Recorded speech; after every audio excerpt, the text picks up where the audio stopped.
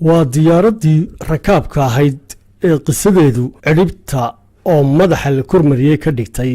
dhammaan qiyaasihii jiray ee dhanka fiisikiska albaabkana u soo xidhay saadaalihii iyo fasiraadihii ay bixin jireen culimmadii u waaweyneyd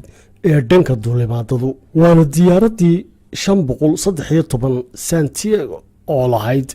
mid ka mid a dhacdooyinkii la yaabka lahaa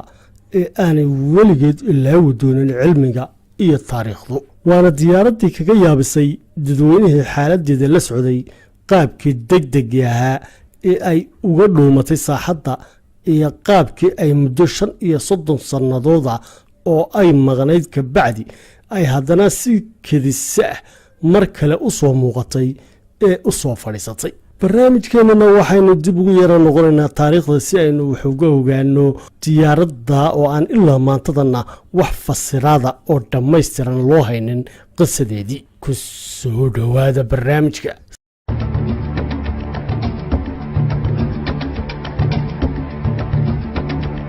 sanadkii 1954 ayay ahayd markii diyaaraddaasi ka kacday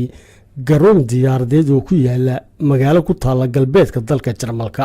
iyadoo ku jirtay mid ka mid ah duulimaadadeedii caadiga ahaa waxaana dusheeda saarnaa 29 qof oo 4 ka mid yihiin shaqaalaheedii ahaayeen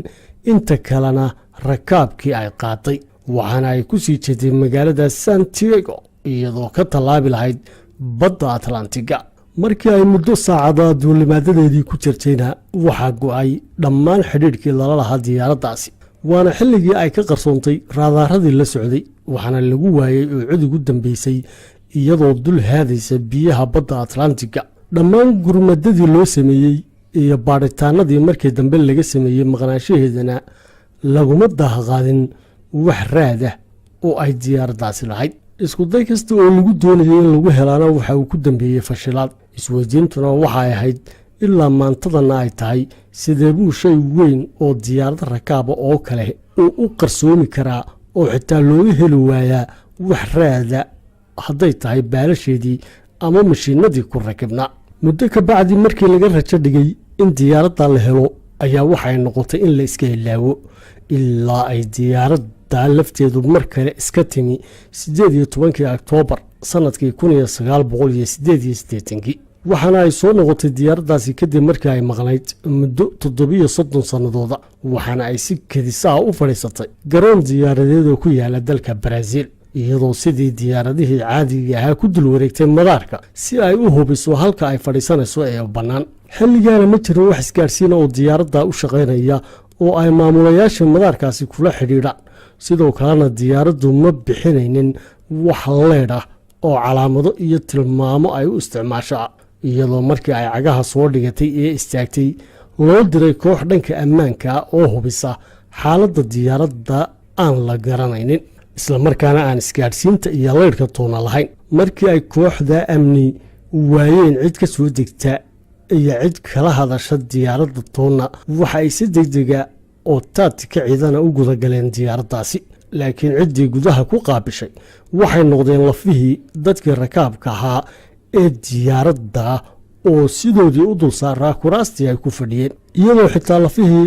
bayloodku dul saarnaayeen fadhigiisii iyadoo wax diyaaradda waday oo garoonka soo fadhiisayeen aan la garanaynin waana diyaaraddii muddada sannadaha xilliga noqotay shaygii loogu hadalhayn badnaa iyadoo dhammaan saxaafadda caalamka oo ay jaraa'idka u badnaayeenna ay ka faalloodeen oo baahinayeen xogaha iyo macluumaadka ku saabsanaa diyaaraddaasi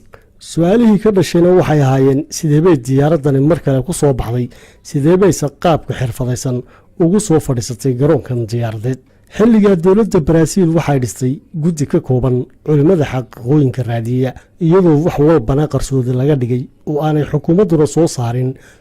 wax natiijo ah oo ay baadhitaanadeedii ka gaadhay iyadoo dhaleecayn badanna dalka dibaddiisa uga timi oo lagu eedeeyey Brazil inay qarisay wixii ay dhacdada ka ogaatay oo aanay doonaynin inay ciddan la wadaagto soo bandhigis la'aanteedana lagu safeeyey inay tahay